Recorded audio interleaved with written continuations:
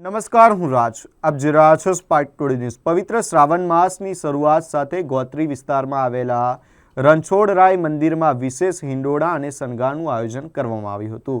શ્રાવણ માસ દરમિયાન દરરોજ અલગ અલગ થીમ અને વસ્તુઓથી ભગવાનનો હિંડોળો શણગારવામાં આવી રહ્યો છે. ક્યારેક ફૂલો તો ક્યારેક ચોકલેટ અને વિવિધ વાનગીઓથી મંદિરને આકર્ષક રીતે સજાવવામાં આવ્યું છે.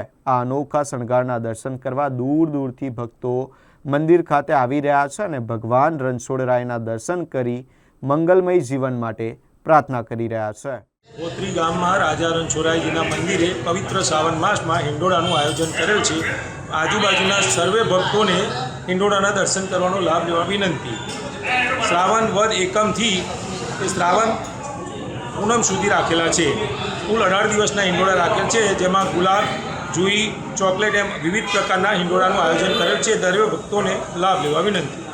કેટલા દર્શન માટે લોકો આવતા હોય છે? દૂર દૂરથી પણ લોકો આવે છે? રોજના 1000 થી 2000 લોકો આવે છે.